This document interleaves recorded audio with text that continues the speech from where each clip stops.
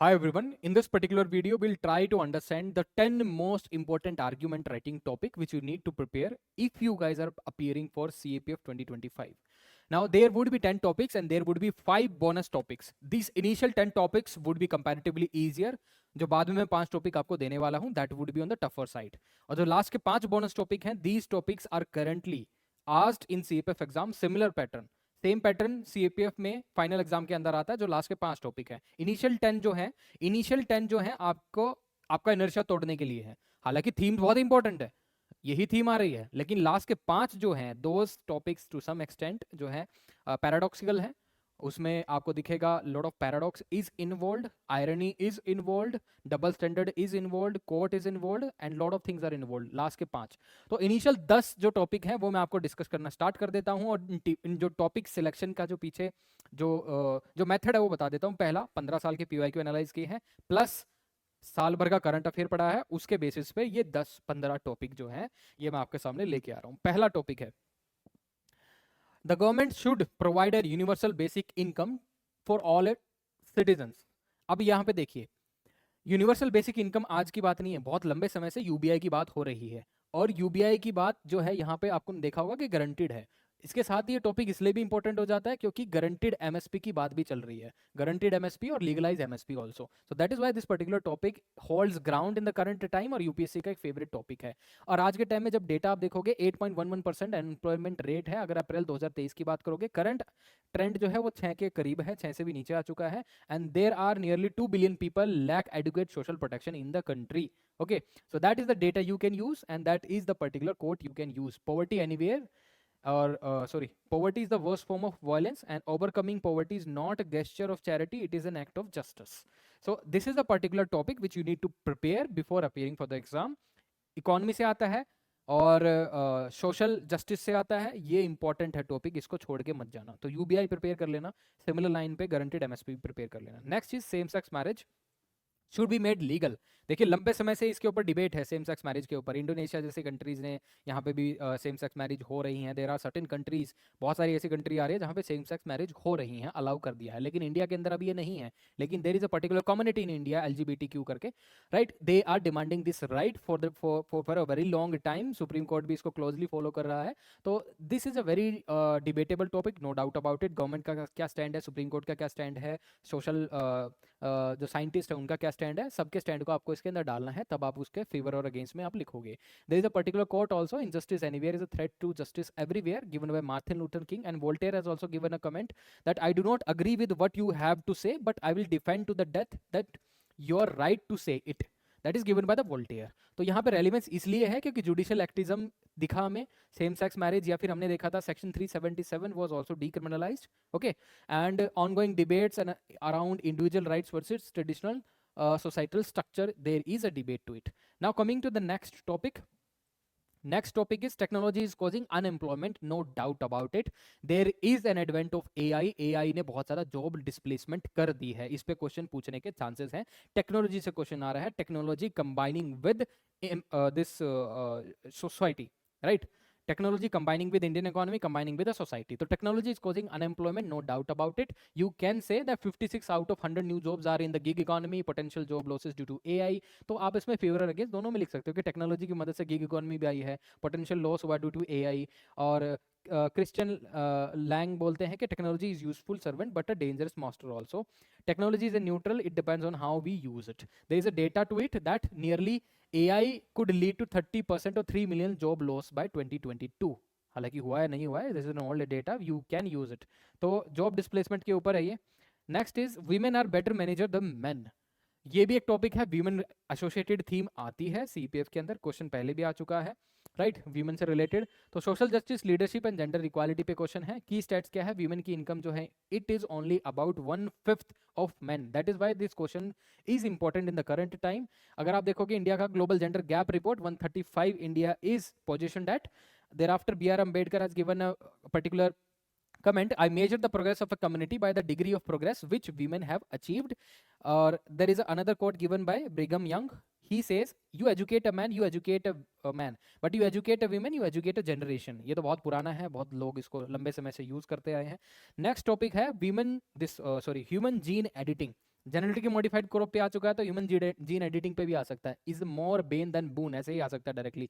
तो it is with respect to science and techs and ethics and society. So की data है genome sequencing transforming personalized health care, ये अभी news में था, राइट. उसके बाद WHO एथिक्स कमेटी ने बोला है the power to edit the human genome brings both extraordinary promise and profound responsibility also.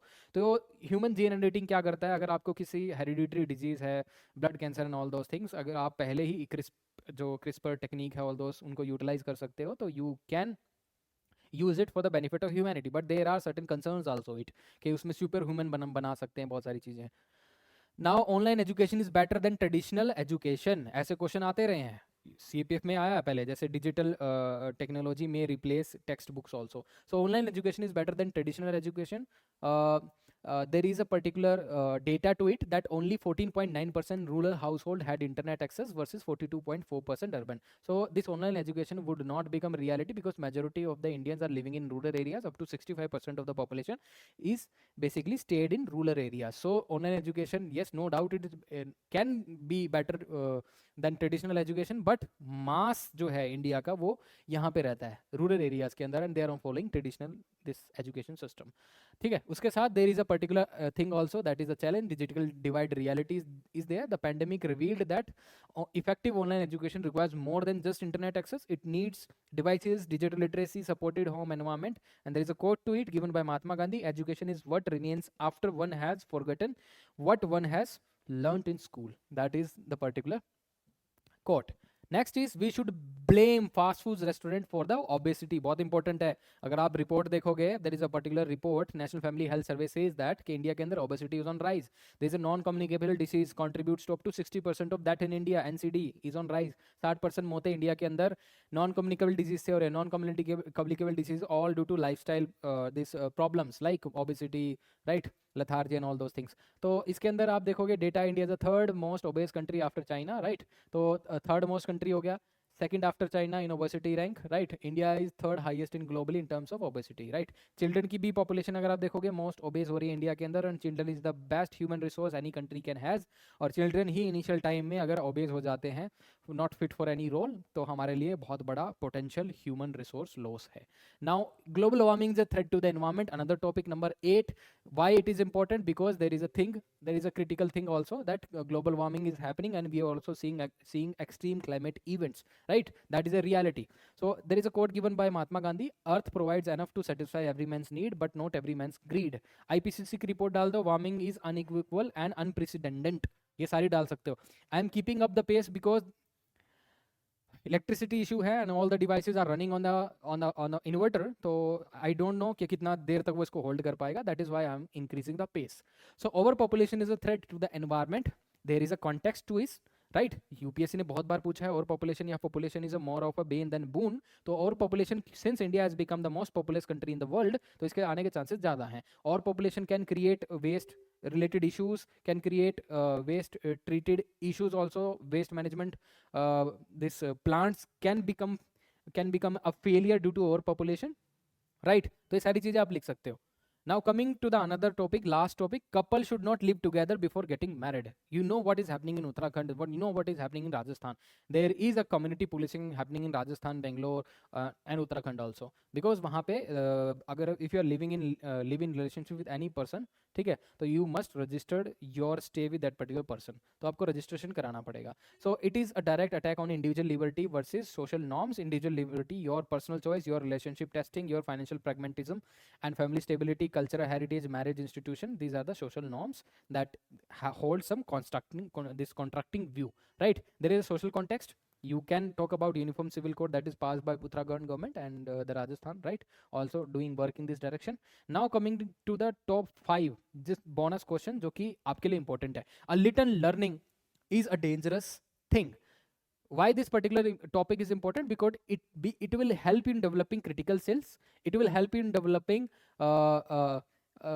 Depth in any particular knowledge. क्योंकि पिछले टॉपिक्स में तो आपके पास सरफेस लेवल नॉलेज होगी तब भी लिख लोगे, बट यहाँ पे आपको थोड़ा इन डेप्थ नॉलेज होना चाहिए. आपके खुद के इंसिडेंट, केस स्टडीज होनी चाहिए, कुछ ना कुछ आपकी लर्निंग होनी चाहिए एंड आपको एप्लीकेशन आनी चाहिए. That is a difficult topic और ये आप तभी हैंडल कर पाओगे जब आपकी खुद की लर्निंग होगी, तब आप थोड़ा डीपली स्टडी किया होगा. इस टाइप के क्वेश्चन आ रहे हैं. जैसे क्वेश्चन पूछा था, privacy is an elitist idea, ठीक है, ऐसा क्वेश्चन पूछा है तो CAPF में पूछा था. Now there are certain quotes to it, ये भी यूज कर सकते हो. The greatest enemy of knowledge is not ignorance, it is the illusion of knowledge itself. Now coming to the next topic, doubt is important for faith. ठीक है, paradoxical है. This is a paradoxical question. It tests your ability to argue and it focus on introspective analysis and also check the candidate's conceptual balance also, right? ठीक है. Now I'll slow down the pace because जो light है वापस आ चुकी है.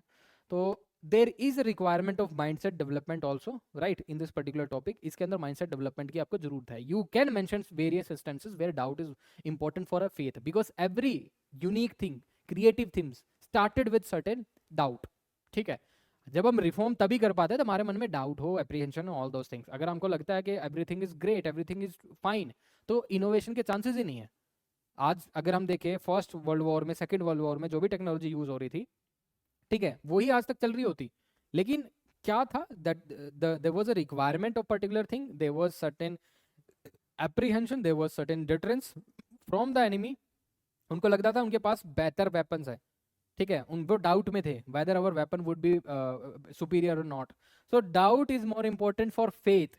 ठीक है, तो ये आपको जो है इस हिसाब से पैराडॉक्सिकल चीजें जो है यहाँ पे आपको यूज करनी है. Now coming to the 13th topic, scientific temper strengthens democracy. How scientific temper? Because if a ruler is logic, has some logical reasoning. अगर रूलर जो है, जो भी रूल कर रहा है, लॉजिकल रीजनिंग ड्रिवन है और इमोशनली इंटेलिजेंट है, साइंटिफिक टेम्पर रखता है, तो it automatically will strengthen the democracy. अगर जो रूलर है वो क्या है, लूनेटिक है, पागल है, डिक्टेटर है, उसके सामने लॉजिक जो है एवरीथिंग इज डिफाई, राइट. तो scientific temper strengthen democracy. You can give an example North Korea, you can give example of various countries जहाँ पे जो वहाँ के शासक हैं, जो भी गवर्न कर रहे हैं, उनका साइंटिफिक टेम्पर नहीं है, उस कंट्री का क्या हाल हुआ है, यू कैन मेंशन. ठीक है, तो you this particular topic has practical value, right. इसमें साइंस और पॉलिटी में जो आपने पढ़ा वो यूज कर सकते हो, right. Okay, there is a particular quote also that also you can use. Now coming to the paper books are more important than their electronic format. Again very important topic. The cost of being wrong is less than the cost of doing nothing. Again a very important topic. आपको दिख रहा है कैसी tone है इसके अंदर, argumentative है. ठीक है, tone is the cost of being wrong is less than the cost of doing nothing. इसके अंदर क्या है, थोड़ा सा एक्शन दिख रहा है आपको, आपको इंसाइट किया जा रहा है टू सम एक्सटेंट. तो ये जो है पॉजिटिव कॉनोटेशन के साथ आपके सामने आ रहा है, राइट. तो that is there where action is more important, where otherwise you will regret the inaction, right. तो दैट इज देयर. ये जो PDF है ये आपको कहाँ पे मिलेगी, you will get on the application. Application में जब आप जाओगे डिस्क्रिप्शन के अंदर there would be a Brahmastra 4.0. In Brahmastra 4.0 when you open that particular course you will find that particular PDF also. Argument writing की भी कैसे लिखना, पिछली जो PDF है वो भी वहाँ पे है. आज की जो top most important 15 top most important topics है वहाँ की भी PDF वहाँ पे है. ठीक है, अनलॉक कर दूंगा मैं इसको, बाय करने के लिए नहीं बोल रहा, बाय करने के लिए नहीं बोल रहा. This PDF would be free but this 60, 40 and 20 reports with model answers, ठीक है, ये ब्रह्मास्त्र 4.0 का एक पार्ट है. और इसके अंदर मैंने strictly I have followed the rule given by the UPSC के how one can write an essay in 300 word. Strictly 300 word के अंदर लिखने की कोशिश की है. आर्ग्यूमेंट राइटिंग 300 से 325 के अंदर खत्म, रिपोर्ट राइटिंग 200 वर्ड्स के अंदर खत्म. In other I can see in various other platforms you will find long answers, बहुत बड़े बड़े 500-600 वर्ड्स के. लेकिन इसमें क्या इन्फॉर्मेशन आप एग्जैक्टली मेंशन कर सकते हो, ब्रह्मास्त्र 4.0 का ये USP है. और ये 60, 40 और ये 20 रिपोर्ट के जो टॉपिक है, these topics are prepared after following the current affair trend and analyzing the 1 year current affairs, right. Thank you. This is all. Any doubt with respect to brahmastra 4.0 you can message me.